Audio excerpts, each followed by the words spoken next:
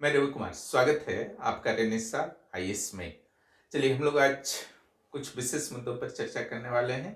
आपके admit card आ चुके हैं। एडमिट कार्ड में जो इंस्ट्रक्शंस हैं उस पर विशेष रूप से चर्चा की जाएगी। उसके अलावा कुछ अन्य मुद्दों पर भी चर्चा की जाएगी। परसों आप लोगों के एग्जाम है, मात्र 36 घंटे से भी कम समय आपके पास रह गए हैं। आशा है कि काफ़ी पॉजिटिव होकर आप लोग रिवीजन कर रहे होंगे और सोशल मीडिया से भी बचने का प्रयास कीजिए। और परसों जो आपका एग्जाम है, 2 पालियों में एग्जाम है, उसको बेहतर देने का प्रयास कीजिए। एडमिट कार्ड में आपको ध्यान देना है, जो भी आपने अटेंडेंस शीट और एडमिट कार्ड को डाउनलोड किया है उसे तो ले ही जाना है। एक वैलिड आईडी प्रूफ भी ले जाना है, ओरिजिनल। ओके, ओरिजिनल फोटोकॉपी भी 1-2 रख लीजिएगा। 2 कलर्ड फोटोग्राफ आपको ले जाना है। कोशिश करना है जो ऑनलाइन में आपने दिया था ना, उसी को आप ले जाएं। एग्जाम हॉल में जो सावधानी रखना है, किसी से भी उलझना नहीं है, विशेष रूप से ध्यान रखिएगा। माइंड को शांत रखना है, किसी से भी आपको उलझना नहीं है वहां पर, न इन्विजिलेटर से, न दोस्तों से। आपसे बातचीत एग्जाम हॉल के अंदर नहीं करनी है। इसके अलावा आपको ध्यान वहां पर रखना है, जैसे ही आपको एग्जाम हॉल के अंदर के बता रहा हूं, जैसे ही आपको बुकलेट यानी कि क्वेश्चन पेपर मिलता है, उसमें जो भी इंस्ट्रक्शंस दिया हुआ है, जो भी मीडियम आपका हिंदी इंग्लिश अच्छी तरीके से स्टडी कर लीजिए। और जो OMR मिलता है उसको भी अच्छी तरीके से स्टडी कर लेना है। किसी और कलर को नहीं ले जाना है। 2-3-4 की संख्या में आप पेन ले जाने का प्रयास करें, जो ठीक तरीके से आपका फ्लो में रहता है पेन, उसको आपको ले जाना है, इसका ध्यान रखना है। उसके अलावा जो आयोग ने विशेष रूप से एडमिट कार्ड में इंस्ट्रक्शंस दिया है कि यह उम्मीदवार का उत्तरदायित्व होगा कि वह अच्छी तरीके से भरे। अगर आप रोल नंबर हुआ या बुकलेट सीरीज वगैरह हुआ या कोई भी इंफॉर्मेशन आप गलत भरते हैं तो आपकी उम्मीदवारी को रद्द की जा सकती है, क्लियर लिख दिया गया है आयोग के द्वारा। तो इन चीज़ों पर आपको विशेष रूप से ध्यान देना है और चारों ऑप्शन को ध्यान से पढ़ना है, परेशान नहीं होना है। और दोनों पेपर में जब आप बैठेंगे तो जो जो इजी वाले प्रश्न हैं पहले बनाइएगा, और जो आप चाहते हैं कि अगर 2 का B है तो 2 का B ही OMR पर डालना है, 4 का C है तो 4 का C ही डालना है, तो सब ध्यान रखिएगा। खास करके जब आप छोड़ करके आंसर्स को वहाँ पर OMR सीट में भर रहे हैं तो विशेष रूप से इसका ध्यान रखने की आवश्यकता है। इस चीज़ पर आपको ध्यान रखना है। और एक चीज़ जो ध्यान रखना है, चारों ऑप्शन पढ़ना है और उसके इंग्लिश वर्जन को भी 1-2 सेकेंड वॉच कर लेना है, क्योंकि बैकलॉग वाले एग्जाम में दोनों में एक आपका जो ह्यूमन राइट वाला क्वेश्चन था वो इंग्लिश में नहीं था और इसमें नहीं को हटा दिया गया था, यानी कि एक सकारात्मक क्वेश्चन था, एक नकारात्मक क्वेश्चन था। तो इससे जो आपके डिफरेंसेस होते हैं तो इंग्लिश वाले को ही मान्यता दी जाती है, इसलिए इंग्लिश वाले को थोड़ा सा 1-8 सेकेंड जरूर देख लीजिए। और ध्यान रखिएगा 2 घंटा जरूर आपके पास समय है, लेकिन उसमें 15-20 मिनट जो है OMR को भरने में भी जाता है। यह आपके लाइफ का बहुत ही महत्वपूर्ण एग्जाम होने वाला है, क्योंकि यह छोटा मोटा एग्जाम नहीं है, इससे सिविल सेवक बनते हैं। क्लियर? इसलिए आपने अथक मेहनत किया है लंबे समय से, उसका एक तरीके से एक रिवार्ड के रूप में आपको 4 घंटा मिल रहा है। उस 4 घंटा का भरपूर यूज कीजिए बिफोर एग्जामिनेशंस। चाहे आपका कोई भी आयोग हो, है ना, तरह तरह के न्यूज एंड र्यूमर्स, सही या गलत जो भी हो, वह आपका फैलते हैं। उससे बचने का एकमात्र तरीका है सोशल मीडिया से थोड़ा सा दूर हो जाइए। उसका सही और गलत का फैसला आप नहीं कर सकते हैं, है ना, वह कोर्ट करेगा, आयोग करेगी, सरकार करेगी। आयोग सरकार गलत फैसले करती है तो फिर कोर्ट करेगा। पहला और सिर्फ आपका पहला यह काम है कि ज़्यादा से ज़्यादा स्कोर करना एग्जाम हॉल में, इसका विशेष रूप से ध्यान दीजिएगा, क्योंकि स्कोर नहीं करेंगे तो फिर आगे के चरण में आप नहीं जा पाएंगे। इसका ध्यान रखिएगा। जितना अधिक आप स्कोर कर सकते हैं, जो भी आपकी कैपेसिटी है, जो भी आपके लिमिटेशंस है, उस लिमिटेशन से पार करके आपको स्कोर करना है। ध्यान रखिएगा। जिन्होंने भी कंप्लीट सिलेबस को अच्छी तरीके से स्टडी किया है, नियम के अनुसार आपने अपनी प्लानिंग को बनाई है और उसके अनुसार स्टडी किया है, तो हर क्वेश्चन आपके दायरे में होगा।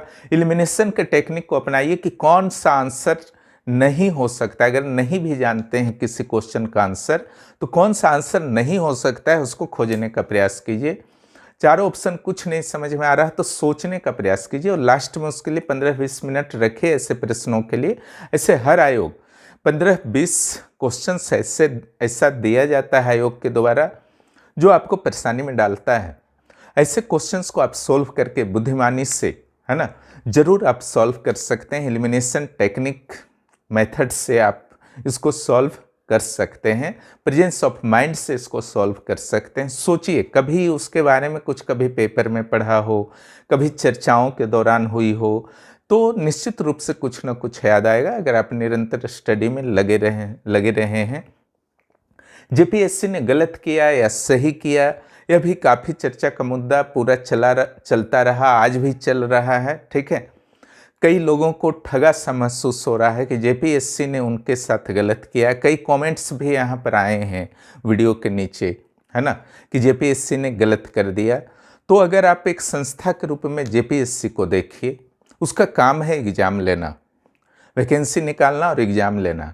हालांकि सारे नियम और प्रक्रियाओं का यह कभी नहीं पालन करता है, इसका इतिहास रहा है। ठीक है, एग्जाम में बहुत दिनों तक यहाँ पर नहीं होता है, फिर अचानक जब होता है वैकेंसी आती है।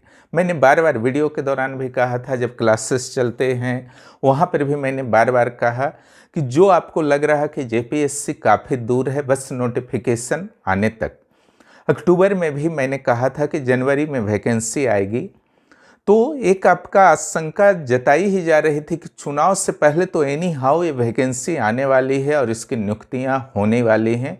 यह आशंका तो थी, है ना, और यह आशंका सही सिद्ध हुई। जनवरी में वैकेंसी आता है, जनवरी के लास्ट में फरवरी से मार्च, 2-3 मार्च तक तो आपकी प्रक्रिया ही चल रही थी और उसके बाद 17 मार्च को एग्ज़ाम होने वाला है। ठीक है, तो निश्चित रूप से आपको कैलेंडर नहीं दिया गया।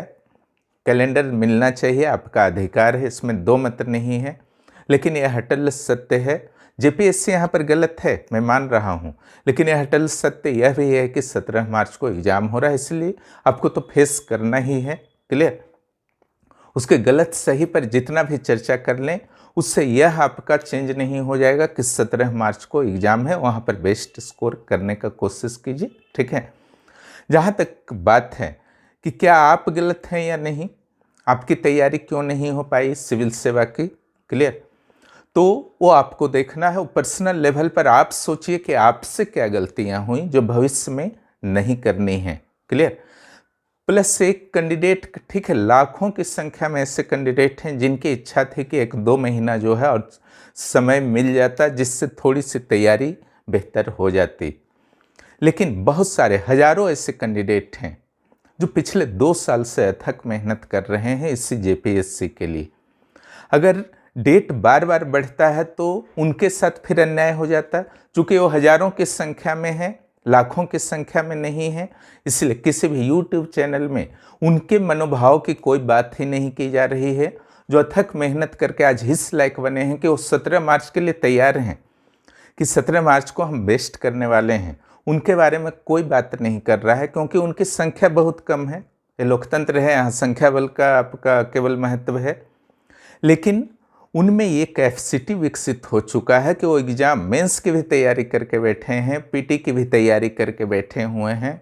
उनको बस एनी हाउ एग्जाम फेस करना है, जल्द से जल्द उनको क्लियर करना है, ताकि जो 2 साल से वो अथक मेहनत कर रहे हैं उनको भी स्टडी लाइफ से थोड़ी सी मुक्ति मिले। तो अगर एग्ज़ाम कैंसिल होता है तो उनके साथ अन्याय होगा, एग्ज़ाम में टाइम नहीं मिला तो ऐसे कैंडिडेट के साथ अन्याय हो रहा है जिनको थोड़ी सी समय चाहिए थी। लेकिन ईमानदारी से आप भी खुद सोचिए कि जो फ्रेशर कैंडिडेट हैं 2 महीना अगर मिल भी जाता है तो फिनिश नहीं कर पाएंगे। पीटी भी सिविल सेवा का इतना आसान नहीं है। सिविल सेवा का एकमात्र नियम है कि बिफोर नोटिफिकेशन आपकी मुख्य परीक्षा और पीटी की तैयारी हो जानी चाहिए, पूरा नहीं तो कम से कम 60-70%, तब भी उस वर्ष के लिए आप रेडी हैं। अन्यथा वास्तव में आप रेडी नहीं हैं, 1-2 महीना मिल भी जाएगा तो कुछ नहीं होगा। ठीक है, इसलिए आयोग की जो गलती है वो आपका सर्वविदित है, सारे लोग जानते हैं। आपकी जो गलतियां हुई हैं वो आप जानते हैं, उससे आप सुधार सकते हैं। आयोग की जो गलती है वो आयोग सुधारेगा, या स्टूडेंट आंदोलन करके सुधारेंगे, या सरकार सुधारेगी, या न्यायालय सुधारेगा। ठीक है, वहाँ पर ये बहुत सारे ऑप्शंस हैं, लेकिन आपकी जो गलतियाँ हुई हैं उसके लिए एक ही ऑप्शन है, आप सुधार सकते हैं अपनी दृढ़ इच्छा शक्ति से। ठीक है, तो ये सारे आपके मैटर हो गए। न्यूज और रूमर्स जो भी हैं, सही गलत सारे से बच करके आपको एक अच्छा स्कोर करना है, इसका ध्यान रखिएगा। और एक आरोप यह भी लग रहा है जेपीएससी पर कि उसने काफ़ी हड़बड़ी में एग्जाम्स का आयोजन किया है। क्लियर, का मेन चीज़ है कि आयोग ने हड़बड़ी में किया या नहीं किया है, बाहर से समझना काफ़ी मुश्किल है। हो सकता है कि आयोग काफ़ी पहले से इसके लिए तैयार हो, एग्ज़ाम के लिए क्वेश्चन रखा हो, मेंस का क्वेश्चन हो रखा हो, और एडमिट कार्ड वगैरह की प्रक्रिया के लिए आजकल देखिए इलेक्ट्रॉनिक ज़माना है, कंप्यूटर से हर वर्क होता है। एडमिट कार्ड की पूरी तैयारी नोटिफिकेशन से पहले ही कर ली हो, है ना। बहुत सारे सॉफ्टवेयर ऐसे आते हैं जिससे फटाफट सेकंडों में काम होता है, इसलिए आप ये नहीं कह सकते हैं कि हड़बड़ी में किया गया है। क्लियर, हाँ, आपको बाहर से लग रहा होगा कि हड़बड़ी में किया गया है। क्लियर, और अगर हड़बड़ी में किया गया होगा तो फिर पीटी के बाद आपको जानकारी मिल ही जाएगी। अगर कुछ वैसी गड़बड़ी होती है तो फिर आपको जानकारी हो जाएगी कि हड़बड़ी में हुआ है। लेकिन जो 11th जेपीएससी का वर्तमान में जो सिचुएशन है कि 36 घंटे बाद आपका प्रारंभिक परीक्षा है और यह यूनिवर्सल ट्रूथ बन चुका है। कल तक समय है, कल के बाद जो है आपका एग्ज़ाम है। अपने जो 36 आवर्स हैं वहाँ पॉजिटिव रहिए, लास्ट रिवीजन कीजिए, ये गोल्डन टाइम है, रिवीजन का टाइम है। जितना भी आपने पढ़ा है अच्छी तरीके से उसको रिवीजन कीजिए, किसी भी नए चीज़ को पढ़ने का प्रयास नहीं कीजिए। क्लियर, लंबे लंबे वीडियो देखने से बचिए। अपने नोट्स पर जो आपने सिनॉप्सिस वगैरह बनाए हैं उस पर ध्यान दीजिए, उसको फटाफट रिवीजन कीजिए। लास्ट आवर में करेंट को ज़रूर देख लीजिएगा, Jharkhand current, national international current, पिछले साल के झारखंड बजट आर्थिक समीक्षा को ज़रूर देखना है। CNT SPT अगर आपको याद है उसके सेक्शंस को देखना है, नीति योजनाओं को देखना है, और झारखंड के जितने भी वन्य जीव अभ्यारण्य हैं, खेल खिलाड़ी हैं, सबको एक दृष्टि झारखंड पर विशेष रूप से ध्यान देना है। और अगर आपका पेपर 1 भी बहुत मजबूत है तो इकोनॉमिक्स के नए डाटा को एक बार ज़रूर आपको देख लेना है। डाटा का कलेक्शन अगर आपने अपने हाथ से किया है, देखिए इस सब में समय लगता है, इसलिए कहा जाता है कि सिविल सेवा में थोड़ा सा समय लगता है। लास्ट आवर में आप अचानक से कोई मार्केट से बुक लाएं और उसमें इकोनॉमिक्स का डाटा पढ़िएगा, जी झारखंड और नेशनल इंटरनेशनल का करेंट पढ़िएगा, वो पढ़ा नहीं जाता है, वो सिर्फ और सिर्फ मिक्सिंग होता है।